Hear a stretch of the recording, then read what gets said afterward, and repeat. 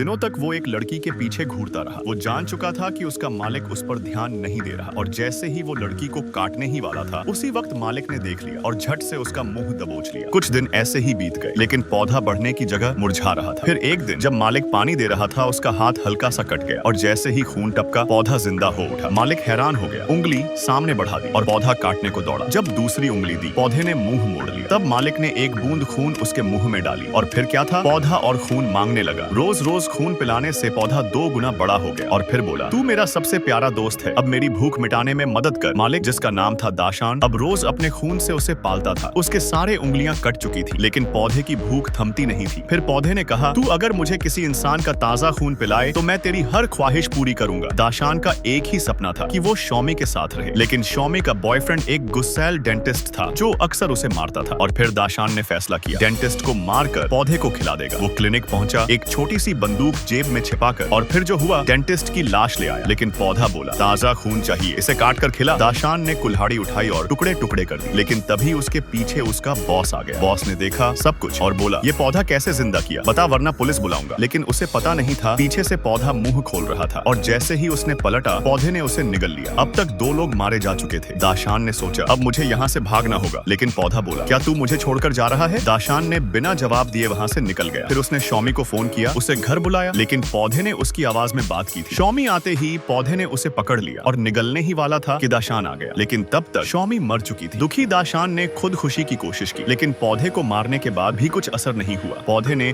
उल्टा बंदूक उससे छीनी, उसे दीवार से बांध दिया और अपनी डरावनी मुस्कान के साथ उसे भी निगल गया। कहानी के अंत में लोग उसी पौधे के छोटे छोटे रूप खरीद कर घर ले गए, बिना ये जाने कि यही बनेंगे उनके अंत की वजह। ये कहानी हमें सिखाती है, हर किसी को अपना खून पसीना देना ठीक नहीं, क्योंकि